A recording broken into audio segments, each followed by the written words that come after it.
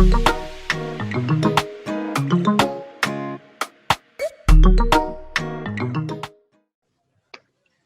and welcome to this panel discussion that we'll be having today. My name is Quay Thompson. I'm Donna C. Fletcher. I'm Kimberly Goldburn. And I am O'Shea Hines. Awesome. And today we'll be talking about two features. One that was awarded on the national level and the other on an international level. Features that would have held great value at the time and perhaps still do. And so today in our discussion, we'll be dissecting the same. All right. So Donna Shea, please take it away. All right. And in just a moment, life changed. He was different. His family, friends, and fans devastated. Little by little, he will lose himself. His name is Luton Shelton, the national leading goal scorer and former reggae boy. Tears at a thought, an endless prize, his family all stated. His wife, his dad, his mom, and children were all in tears at the time of their interview.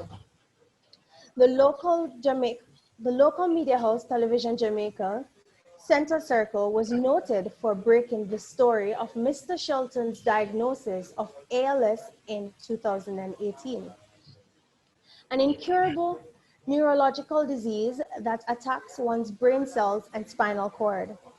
The footballer's worst nightmare. ALS is a chronic progressive disease that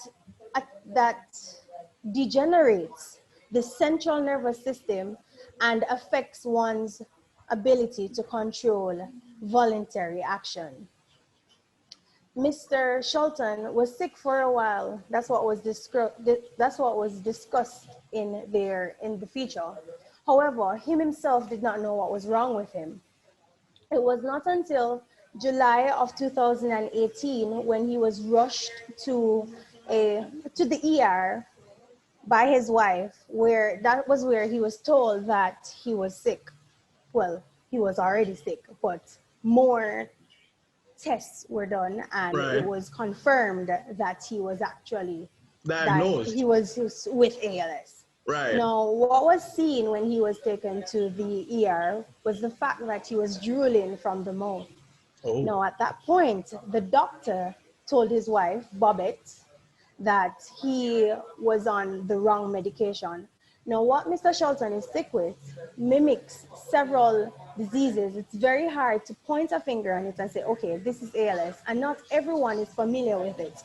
So, of course, it had to be placed on a more international level to be diagnosed. I'm not by any means saying that our health system locally is not capable of that, but I'm saying that they did, in fact, misdiagnosed him.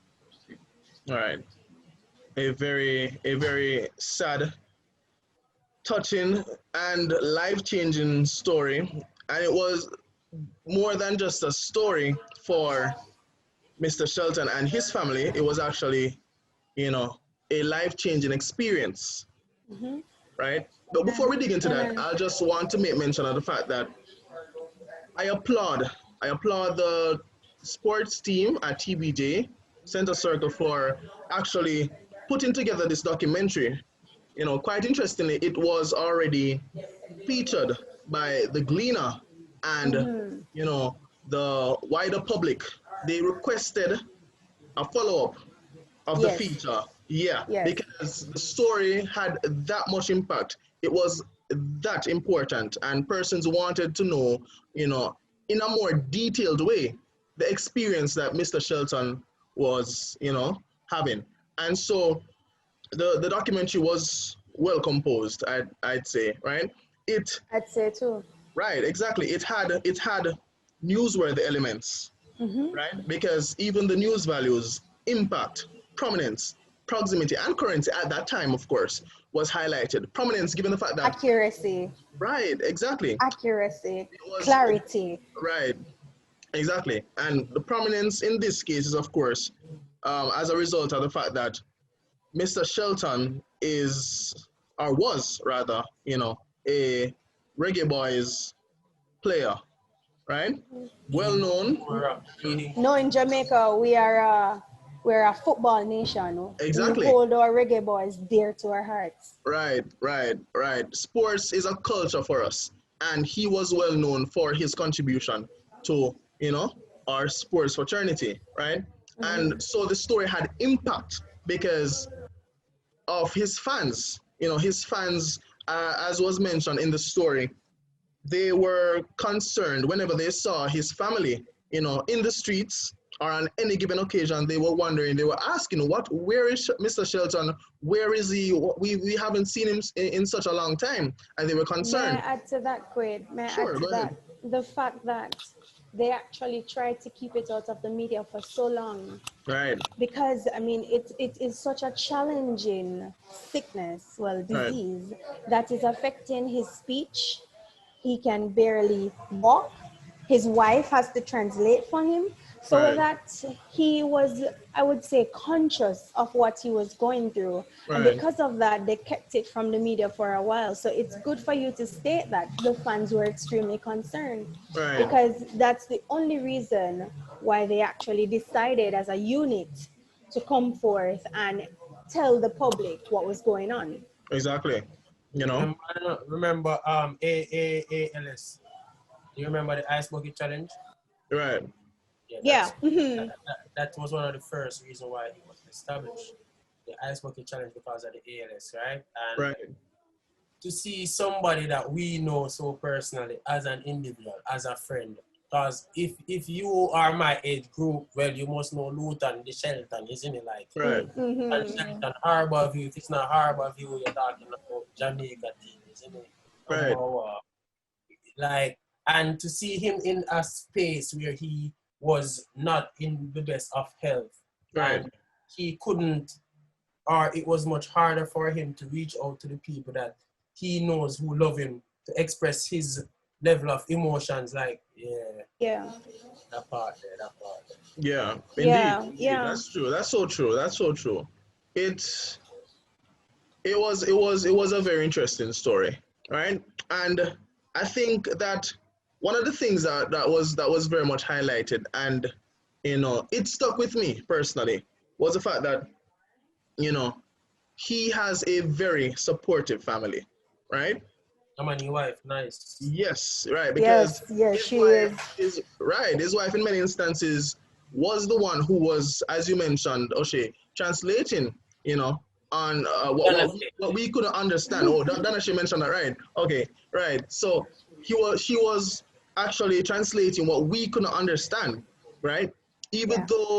though he could not speak with clarity, there was obviously a love language between them, right? For her to be Yes. able to translate and to communicate on his behalf with accuracy Very at much that, so. right? And so Yes. the real raw emotion, it was felt. It was felt all throughout, the documentary. The Right, accuracy was phenomenal, right. because as she spoke, Mr. Uh-huh. Shelton was there nodding in agreement, to a point where it brought him to tears. So you Right, can see that we were getting the story from the horses. right. Exactly. And so, for these different reasons, one can definitely agree that this story was very much instrumental in not only informing the public, which is important in good journalism or in broadcast, right, about someone who is as prominent as Mr. Shelton is, right, but it was also sensitive enough to show his very much sensitive story, but with a level of respect and caution, right? Yes. Because he Yes. was right. Because this story would have brought many persons to tears. I myself, I have to mention again that this story moved me, right? Um, I- I've known persons who have loved ones, who are battling maybe not ALS, but different chronic illnesses. And Danashe, I agree. I mean, look at me, I'm bald headed right now. And that stands because my mother is currently going through a life changing sickness. as Wow. is. And with that being so close to home, sitting and watching that feature with Mr. Shelton touched me, because I'm like, okay, you go through this, you are strong today, and tomorrow, before you know, and tomorrow you can't speak, you can't eat, you can't do anything on your own. And it's quite a challenge. And if it's not for your support system, then you are nothing. And Exactly. what was impressive was the fact that the story was so short, but it packed such an immense Meant, punch. Like it right. was it was it was It was it was impactful. It was everything. it was profound. it You was know. clear. It was Right. so, the clarity in it was everything, because I mean, the fact that they mentioned so many medical terms. And I am pretty sure that even if you are not familiar with those terms, because it was so well explained and clear, that the average Jane could understand what the story was saying. Right. So I'm impressed. I must say I'm impressed. All right. Definitely. And so we would like to commend the TVJ sports team for crafting this story, for disseminating the story in such a way where we could appreciate it for what it was and what it is, right? And I think it's safe to say that they certainly, deserved that award That award. that was given to them, by the Press Association of Jamaica last year, 2019, right? And they got that award for best television feature slash documentary. And trust me, they deserve it. So moving right along to O'Shea and Kimberly, you have a story to share with us. We can discuss Yes, that. Quaid. Right. Today, we'll be taking a look at an international article that won the Pulitzer Prize in the United States in 2019 for Right. feature writing. So the article is entitled A Betrayal, and it was written by journalist Hannah Dwyer. So a little synopsis of the article. It begins with a dive into the mind of Henry. Henry is an immigrant, formerly from El Salvador, who sought asylum in the US. One day in his 11th grade English class, after reaching a breaking point, Henry wrote a note confessing his experience in the gang MS-13. And he slipped this note into one of his assignments and handed it to his teacher. In doing so, he thought he was doing something good by confessing, but it turned out to change his life for the worse. His confession, it did get the FBI involved, and they were happy that they finally had an inside man in the gang who was willing to cooperate with them and tell them information that they needed in order to find these people. But Henry hoped that in doing so, that they would offer him a place in the witness protection program in order to ensure his safety. Henry learned the hard way that his confession came at the wrong time. Due to heavy regulation of the Immigration and Customs Enforcement, ICE, under the Trump administration, there were 4 times more immigrants who were detained and deported in that year than the year before. Right. So instead of receiving protection, Henry was abandoned by those he helped, and he was taken into custody by ICE for deportation back to his homeland. And if that wasn't bad enough, he was Give me a in nice the story. detention center with people he snitched on. So the Give gang me a members nice story, he Kim. Wow. was with. Kim, now give me a nice story. O'Shea is budding to jump in. Jump in, O'Shea. Jump in. Go ahead, O'Shea. Jump in, Go right yes. ahead. Let's hear it. Let's hear it. Right ahead. No, Kim, then the story practically is me. That's not the story, Nathan. Go ahead. All right, so, and it was, Henry is a joke. From my perspective of life, I can't share all the sentiments, as I was saying to Kimberly. Remember when we were texting, right? Yeah. And I said that I can't share all sentiments with Henry because once a rata, always a rata, right? Just keep it professional. And no, that's true. Like I cannot share those sentiments that he had because all right, at one point in his life, he knew that what was the name MS-13 MS-13, yes. MS-13 was getting out of hand. He was a part of the gang from he was in El Salvador, right? He saw the pressure that was really happening in El Salvador, and he decided he was going to America. Not say go, Kim? Yes, yes. All right. And then when he go to America, he go to school good every day, going to school, back and forth, till he thought that he was progressing. Like he saw progression, right? Because it was several months down the line, he thought he was progressing. And it was one day, somebody like me know you from Miss Fleming class. Right. Me see you again at Kingston, and I said, remember that girl, man? No, she went to Miss Fleming class and you back in the gang. So now he's in America and him gone in the same MS-13 gang in America. So it was by choice. He didn't have a choice. Huh? Because you can't easily cut ties with a gang. The consequence of cutting ties with a gang is death. So he did what was best for him. But remember now, further on in the story, remember now, you know, he at one point when the conviction started, Jesus, why do I sound like that? Man, I hate sounding so intelligent. But when the conviction started, right? When the conviction started, he reached out to the gang leaders. Remember, he was one of the persons that said, I don't want to do the killing, I will do the robbing. I don't want to do this. I prefer to do this. He chose the lesser of the two evils. So you get what I'm saying? So at that point, if he could have chosen the lesser of two evils, right? Why couldn't he have chosen none? That is my stance on it.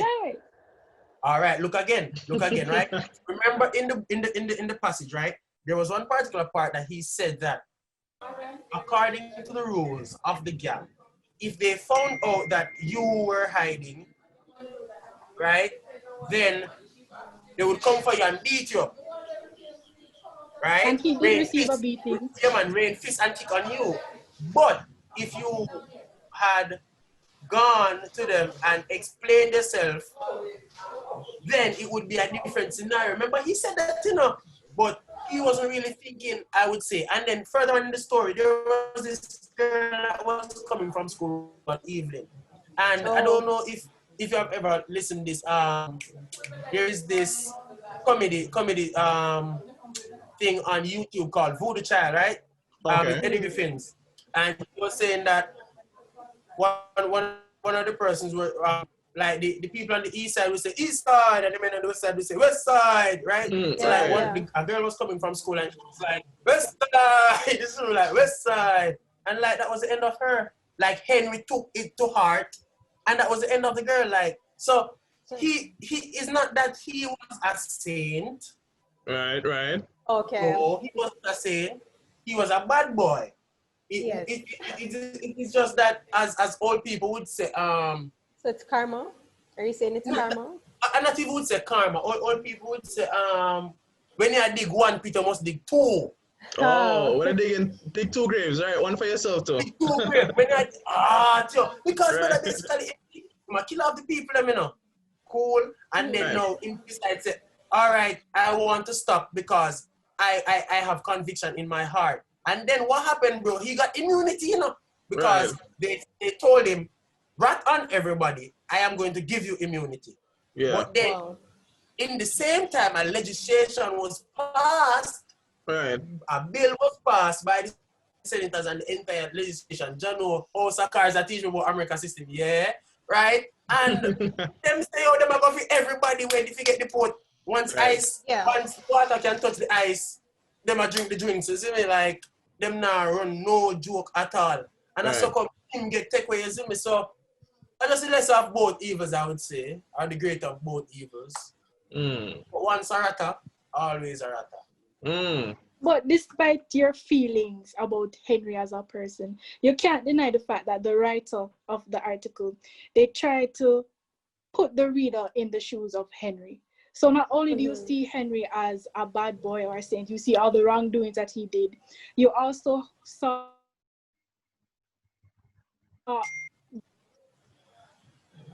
could have been. Yes. You also What he could saw have what done. led to him being this way. You saw that he was Yeah. abandoned by his parents at a young age, which led to him going to the gang, which gave him a sense of family that he never got. Oh, So you right. kind So of we see the understand why relevance. he did the things that he did. The author Right. made you understand why he did the things he did. So we're And seeing the relevance to modern society and what you would say as a modern problem. Because I mean, a lot of youth go through that, right? Yes. And I must say that Hannah Dyer, like, she is an excellent writer. Yes. This boy is a Why do you murderer. say that? Why? Like, this is what I'm gonna say now, right? This boy, Henry, is a murderer. He's a gang member. But right. He's a notorious person. But Kimberly is a excited. soft. We feel sympathy for him. Ah! Wow. But Kimberly is a soft heart to the entire story. Right. So that means she's an so excellent right, writer. so that's and amazing. that's the power of writing. That's the power of broadcast, you know. And that's why it is so important for us to, when broadcasting, whether it be through writing or through audio or through audio visual, whatever the medium is, we should ensure that whatever we're doing is intentional, right? All right, guys, so it was a wonderful discussion. Really enjoyed it. Wonderful. Right, we really So enjoyed insightful. it. Exactly. And I mean, I learned so much. I learned so much in just 20 minutes, you know? Right. What I appreciated was the fact that so many news values came out in two different type of stories. Right. And even though they were so different, they're on two different spectrums, you can see them coming together, Right. where you see the clarity, you see the impact, you see Right. the conciseness. It's prominence. beautiful. It's beautiful. Right. The prominence. Oh, Right. beautiful. Right. And these stories do impact. All right, guys. So thank you so much for coming out. I really appreciated the conversation. And until next time, just take care. Same to you. Bye. Okay. Looking forward to talk Bye. to you guys. Have a All good right, one. take care. Yeah, man. All right.